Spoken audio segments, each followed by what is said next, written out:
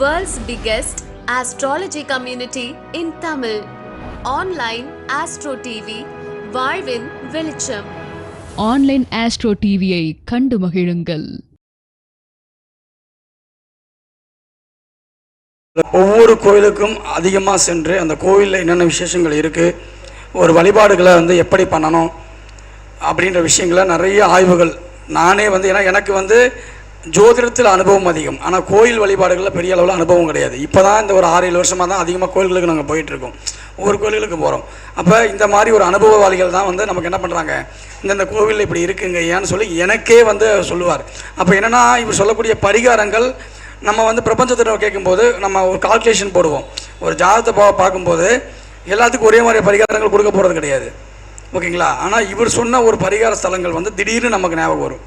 இந்த கோயிலுக்கு போனால் இந்த மாதிரியான விஷயங்கள் பார்த்தேன், இந்த பரிகாரங்கள் இருக்குது இப்படின்னு சொல்லும்போது அப்போ நம்ம காம்பினேஷனில் இவங்களுக்கு என்ன பாதிக்கப்படுது ஒரு ஜாதகத்தில் அப்படின்னு நம்ம பார்க்கும்போது இந்த காம்பினேஷனுக்கும் இவர் சொன்ன கோயில்களுக்கும் அந்த லிங்க் வருது இல்லையா, அந்த லிங்க் கொடுக்கக்கூடிய திறமை எனக்கு இவர் தான் கொடுத்துருக்காரு.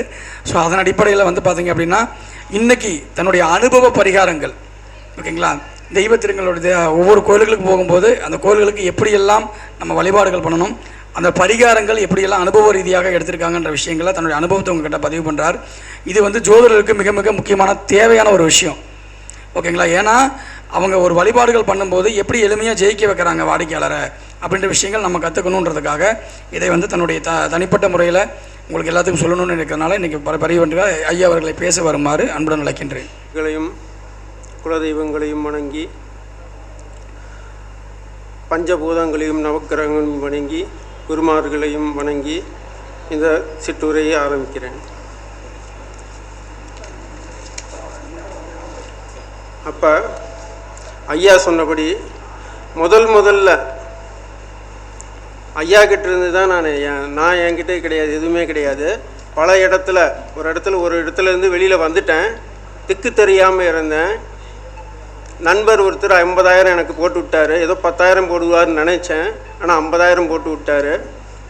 அதை இன்னொரு நெருங்கிய நண்பர் என்ன சொன்னார்னா, காசு பத்திரமா வச்சுக்கோ, ஊதாரின்னு கிடையாது, கோயிலாக தான் போவேன், நான் எங்கள் நண்பருக்கும் தெரியும். இருந்தாலும் பல இடத்துல ஜோதிடம் பார்த்தேன், பலன்கள் எதுவும் எனக்கு உண்டான வழி கிடைக்கல. கடைசியாக ஐயா கிட்ட வந்தேன். ஐயா என் ஜாதகத்தை பார்த்துட்டு, இப்போ சினிமாலாம் அந்த காலத்தில் சினிமாலாம் என்ன பண்ணுவாங்க, நம்ம ஒரு சிம்பாலிக்காகவே அது பார்த்தா நம்மளுக்கெல்லாம் புரிஞ்சிடும். அப்போ என் ஜாதகத்தை பார்த்த உடனே அது ஒரு நிகழ்ச்சி என்னென்னா, இப்போ ஆப்ரேஷன் தேட்டர்லேருந்து கண்ணாடி போட்டுக்கிட்டு டாக்டர் வெளியில் வருவார். அந்த கண்ணாடி இப்படி கழட்டினார்னு என்ன அர்த்தம், கைவிடப்பட்ட கேஸுன்னு அர்த்தம். அப்படி தான் நான் ஜாதகத்தை முதல்ல ஐயா பார்த்தார்.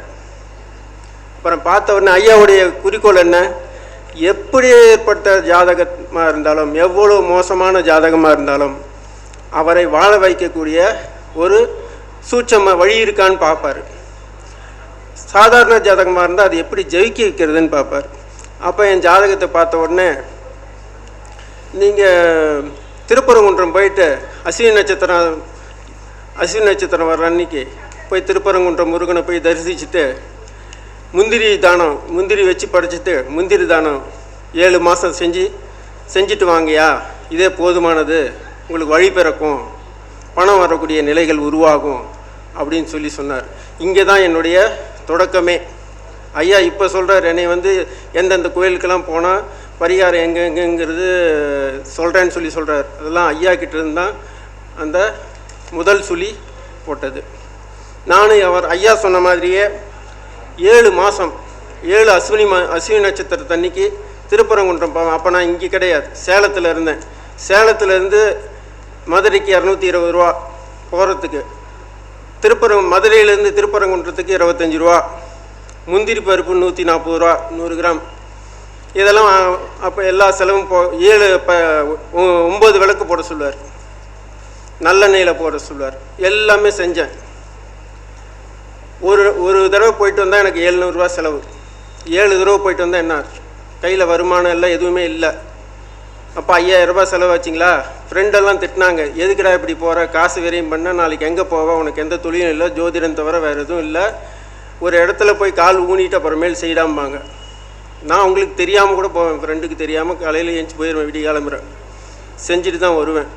7 மாதம் இப்படியே செஞ்சேன். கஷ்டமான சூழ்நிலை, எந்த வித வருமானமும் கிடையாது. 8வது மாதம் போச்சு. 9வது மாதம் ஸ்டார்ட் ஆச்சு. ஒரு ஃபோன் கால் வருது எனக்கு.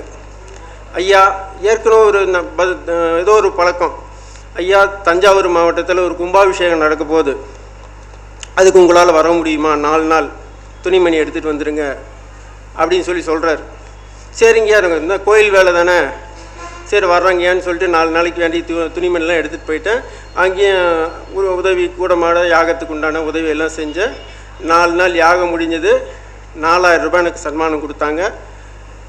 வேஷ்டி துண்டெல்லாம் வச்சு மரியாதை கொடுத்தாங்க. எல்லாருமே கிளம்பிட்டாங்க. திடீர்னு எனக்கு அங்கே இருக்க வேண்டிய சூழ்நிலை. ஐயா துணிமணி எதுவும் கொண்டாடலை அப்படின்னோடனே அந்த கோயில் நிர்வாகி என்ன சொல்கிறாரு, கயிறை கட்ட சொல்லி, அங்கே இருக்கிற வேலையாட்களை கயிறு வாங்கிட்டு சொல்லி கயிறை கட்ட சொல்லி சோப்பு தூள் வாங்கி கொடுத்து, என்ன ஐயா துணி துவைச்சி, ஏன்னா அது வர பட்டிக்காடு, எந்த விதமான வசதிகள் டீ கடை கூட கிடையாது, குளத்தில் தான் குளிக்கணும், எல்லாமே பண்ணிக்கணும். அப்போ அங்கே 7 நாள் தங்கக்கூடிய சூழ்நிலை ஏற்பட்டுச்சு. அதே மாதிரி அங்கே 4000 ரூபாய் எனக்கு வருமானம் வந்தது. அதுக்கு அடுத்தது என்னென்னா, அங்கே அந்த வாஸ்து பார்க்குறது அவங்களுக்கு தெரியும்.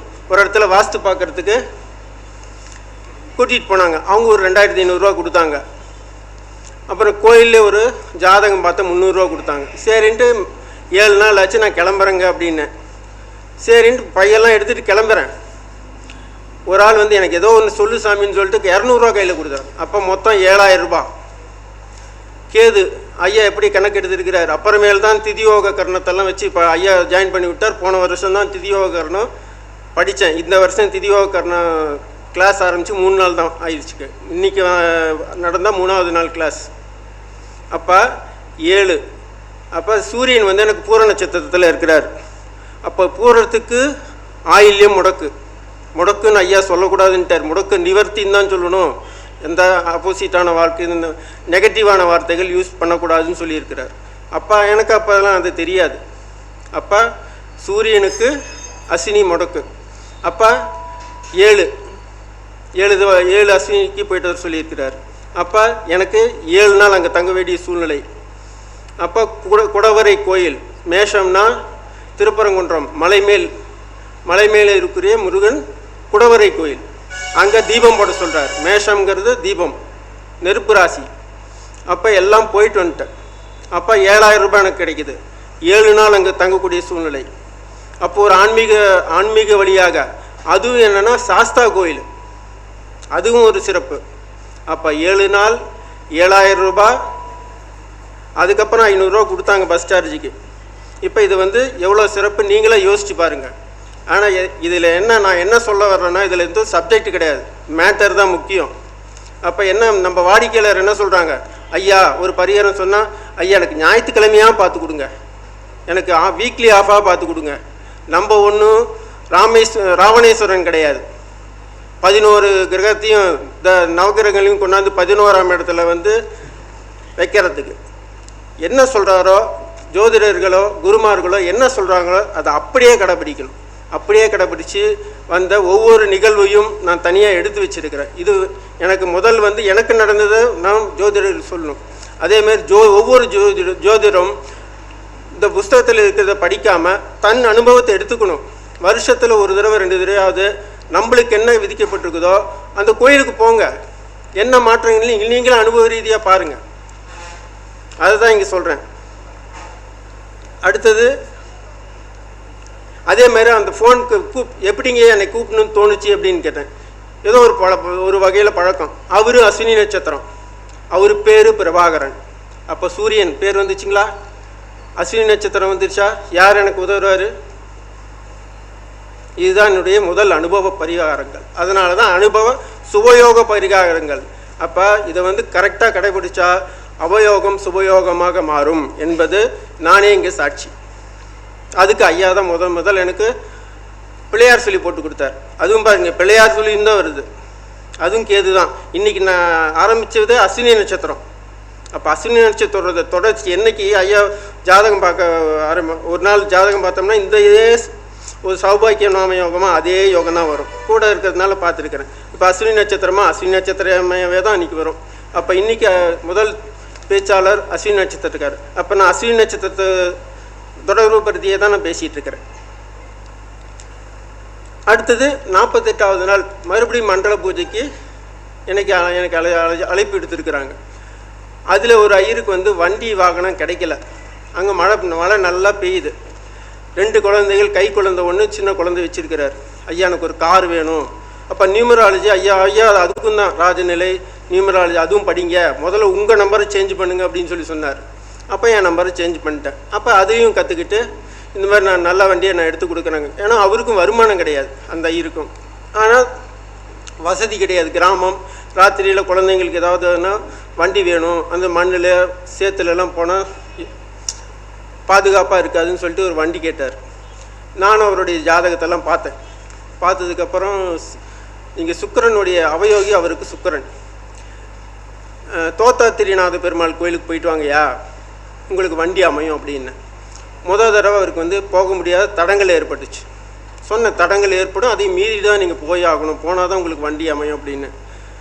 ஒரு சில காலகட்டத்தில் ஏதோ ஒரு வண்டி எடுத்துடலாம் போயா அப்படின்னாரு. ஃபோன் போட்டு என்னங்க இந்த வண்டி வேணாம் அந்த வேணாங்கிறீங்க, இருயா முதல்ல கோயிலுக்கு போயிட்டோ உனக்கு வண்டி அமையும் அப்படின்னு.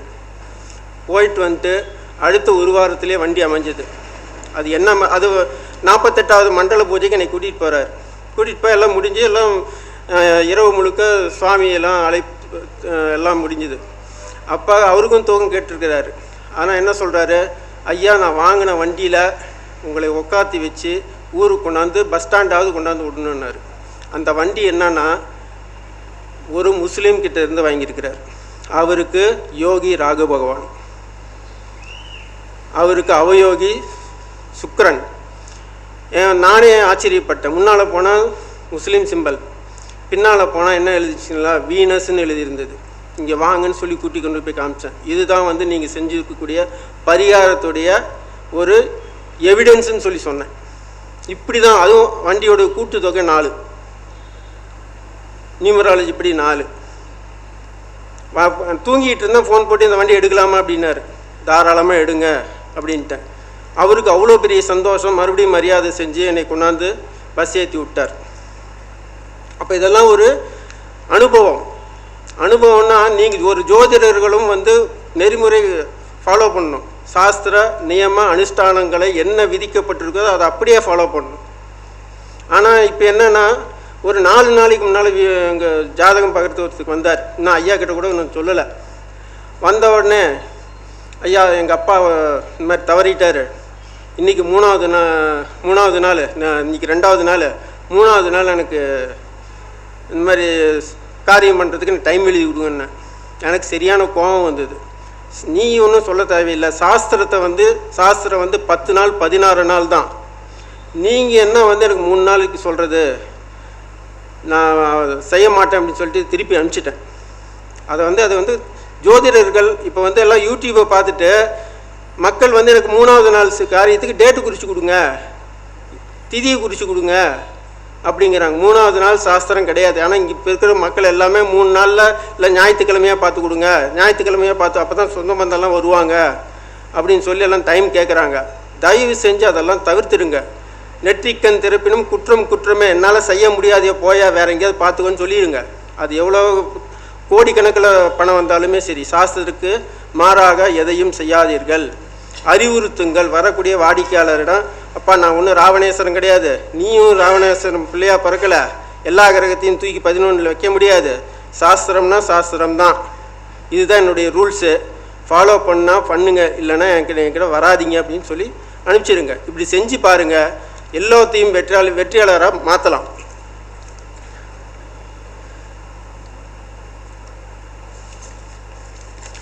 அதுக்கு அடுத்தது என்னென்னா, போன தடவை திதியோக கர்ண கிளாஸ் நடத்தி முடித்தார். அடுத்த நாள் அப்போவே நான் வந்துட்டேன். முடியுது. அடுத்த நாள் வந்து பஞ்சமி திதி.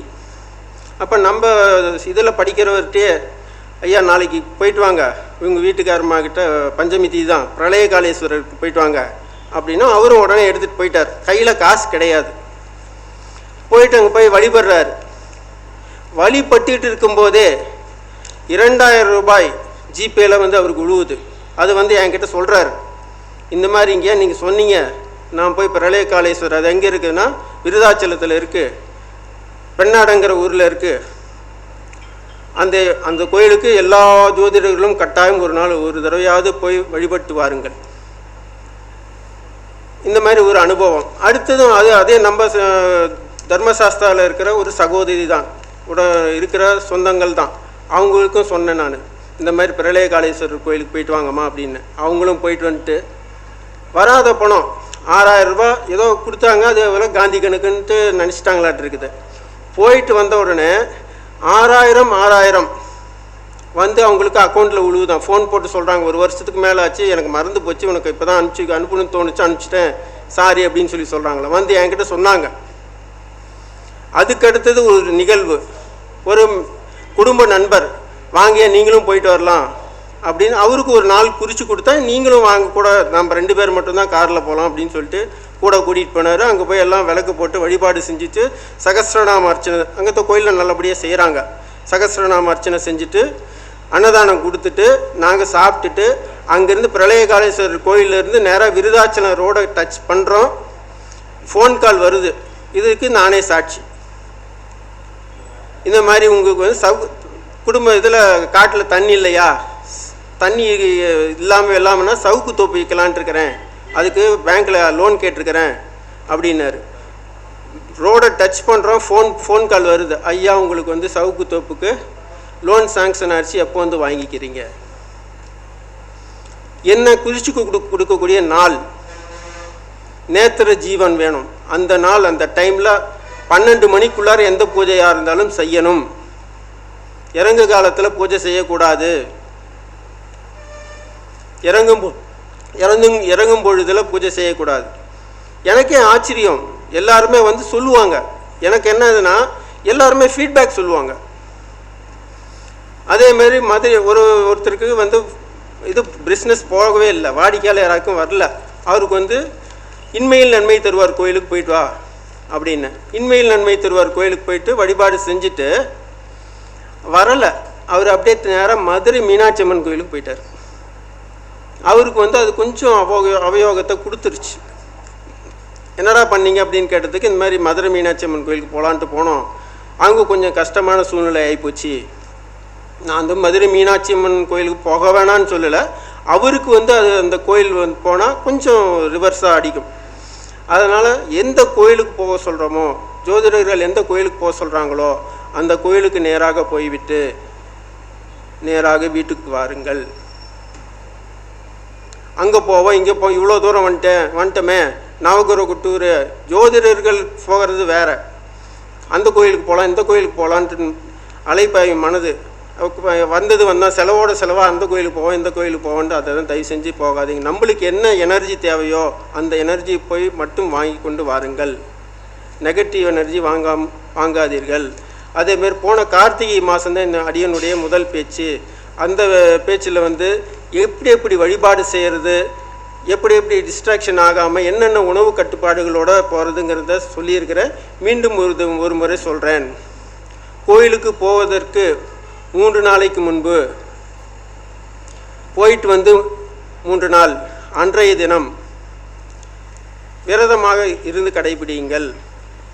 எலுமிச்சம்பழம், புளி, பாட்டில் கூல்ட்ரிங்க்ஸ் இதெல்லாம் தவிர்த்துக்கோங்க.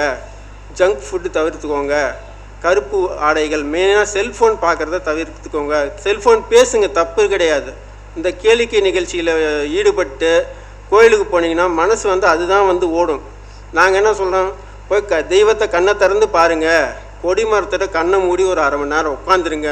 அப்போ கண்ணை மூடி உட்காந்து இருக்கிறப்ப நீங்கள் என்ன கேளிக்கை நிகழ்ச்சி பார்த்தீங்கன்னா அதுதான் முன்னால் ஓடும். அப்போ ஓடுறப்ப என்ன இங்கே பிரயோஜனம் இருக்கும்?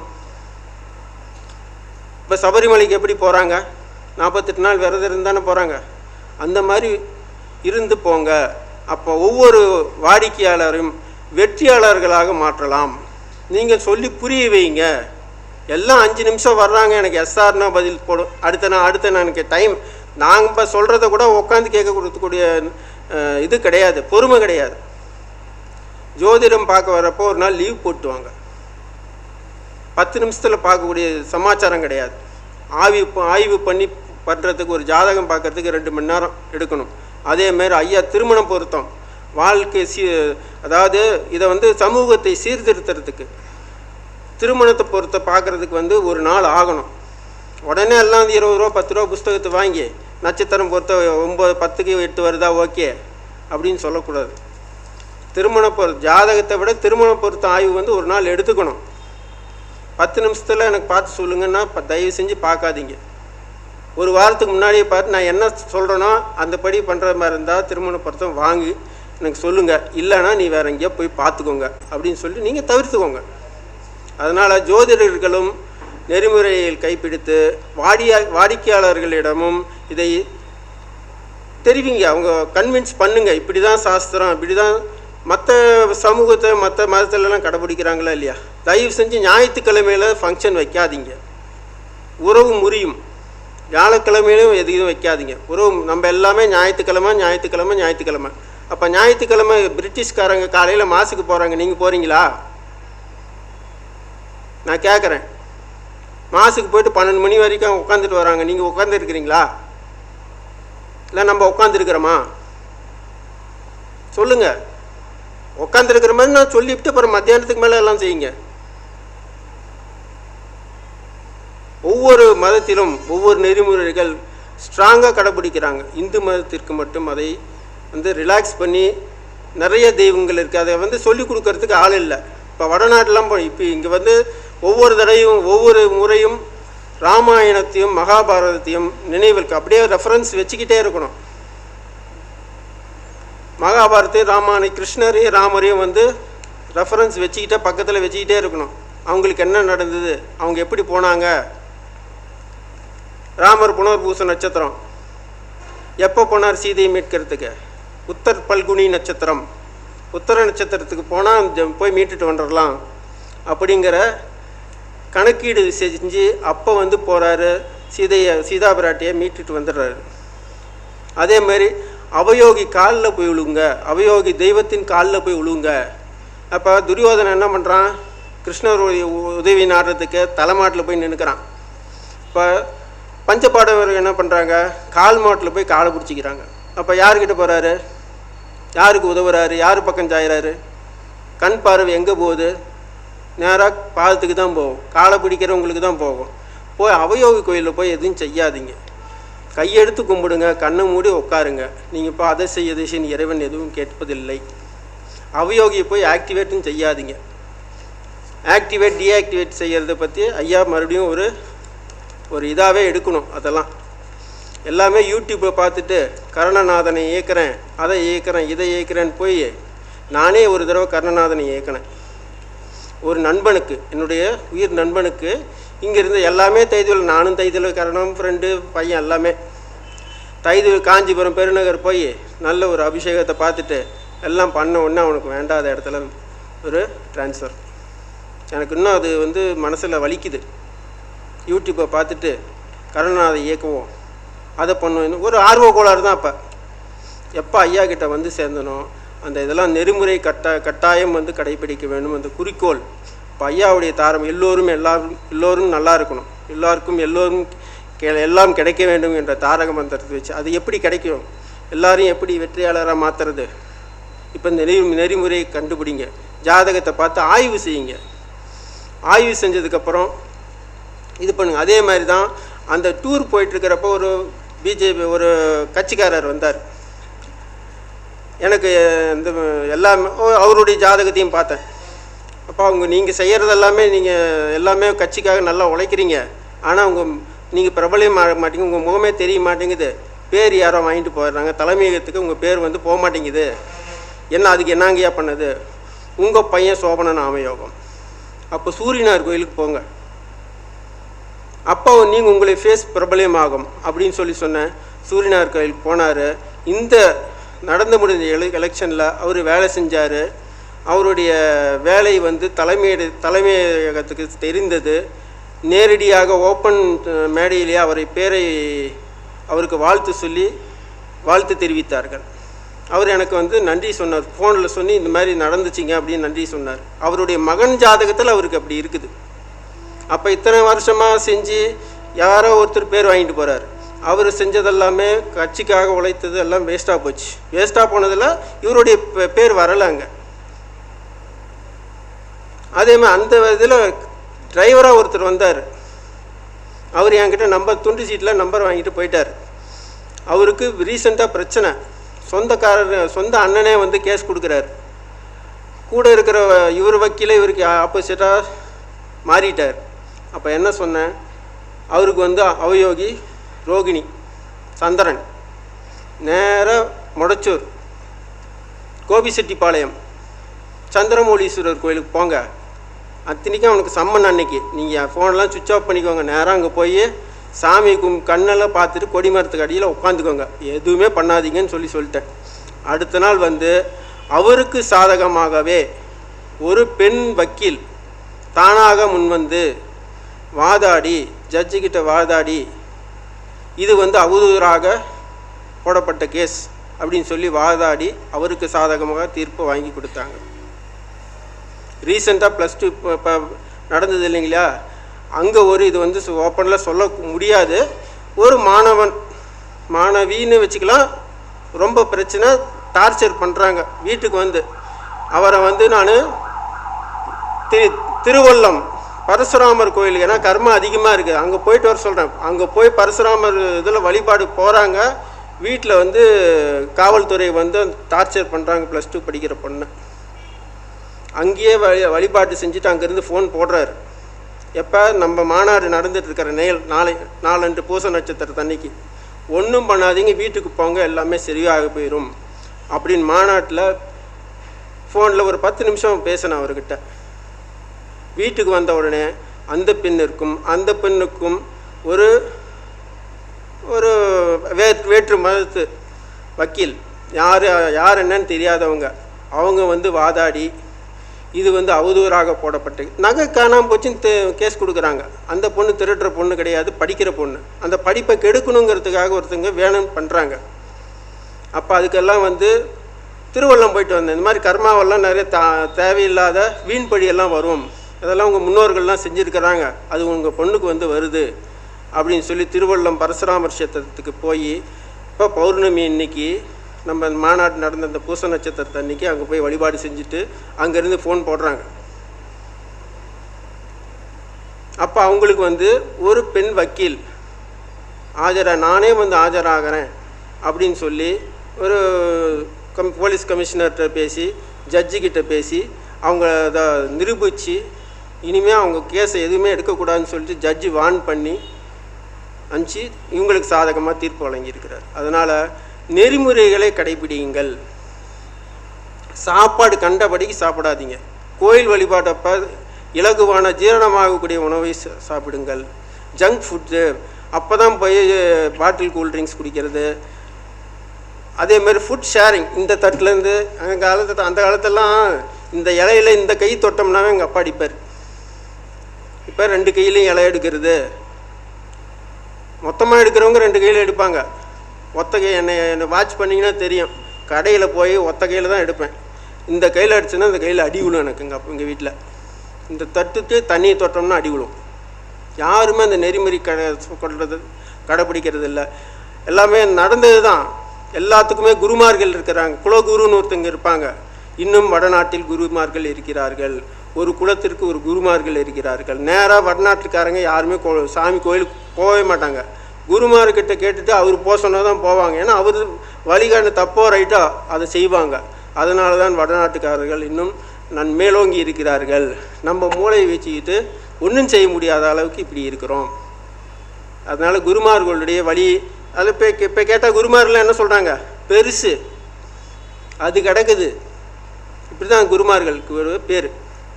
ஒவ்வொரு குடும்ப தலைவருக்கும் பேர் வச்சுருக்கிறாங்க. இப்போ காலத்தில் பெருசு அது கிடக்குதுப்பா, பெருசு கிளடு. இப்போ இன்னும் யங் ஜெனரேஷன் பெத்தாமாவே தாய் கிழவி, இதெல்லாம் யாருமே கண்டிக்கிறது இல்லை. சிரிச்சுக்கிட்டு ஜோக்காக நினச்சிட்டு போகிறீங்க. இதெல்லாம் வந்து ரொம்ப ரொம்ப வந்து வருத்தப்பட வேண்டிய செயல். இதெல்லாம் அப்ஜெக்ஷன் தெரிவிக்கணும். இந்த மாதிரி படம் எடுக்கக்கூடாதுங்கிறது நம்ம அப்ஜெக்ஷன் பண்ணணும். ஆனால் என்ன பண்ணுற, அதுதான் விரும்பி எல்லாம் பார்க்குறாங்க, லைக்ஸ் போகுது. எப்படி ஒரு வாடிக்கையாளரை, ஏன்னா நம்மலாம் வந்து தெய்வத்திற்கு அதிகமாக அடுத்தபடியான கட்டத்தில் வச்சுருக்கிறாங்க. தெய்வஜன் அப்படின்னு சொல்லியிருக்கிறாங்க ஜோதிடர்களை. அப்போ வந்து நம்மளை நம்பி வர்றவங்கள எப்படி காப்பாற்றுறது, எப்படி வெற்றியாளராக ஒருத்தர் வந்து இப்போ என்ன நிலைமை சொல்லிட்டேன், கைவிட்ட கேஸுன்னு சொல்லிட்டேன். அப்போ என்னை வந்து காப்பாற்றி மேடை பேசுகிற அளவுக்கு ஐயா குருநாதர் வந்து செஞ்சுருக்கிறார். அப்போ அதே என்னை போலவே என்னை ஒரு உதாரணமாக எடுத்துக்கொண்டு ஒரு நெறிமுறை கடைபிடித்து நெறிமுறை தவறாமல் வழுவாமல் வரக்கூடிய வாடிக்கையாளர்களுக்கு ஒவ்வொரு ஜோதிடரும்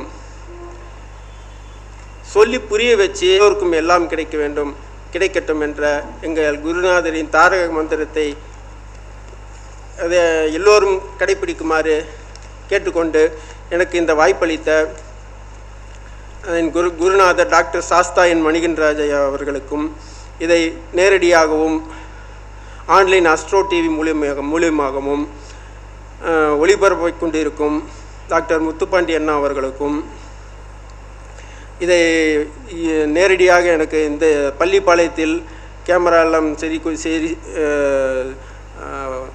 உபகரணங்களை இயக்கிக் கொண்டிருக்கும் திரு கதிரண்ணா அவர்களுக்கும் நன்றி கண்ட வணக்கத்தை தெரிவித்துக்கொண்டு அடியனுடைய சிற்றுரையை முடித்துக்கொள்கிறேன். நன்றி, வணக்கம். மிக அற்புதமாக தனது அனுபவங்களை வந்து பார்த்திங்கன்னா, எப்பயுமே அனுபவம் தான் மிகப்பெரிய ஒரு ஜோதிடம். ஜோதிடத்தில் நம்ம கற்றுக்கிட்ட விஷயங்களை விட படித்த விஷயங்களோட அனுபவத்தில் எடுக்கக்கூடிய விஷயங்களுக்கு வந்து பலம் அதிகம். எங்களுடைய ஆரம்ப கால ஆய்வுகள் இப்படி தான் இருந்திருக்கும்.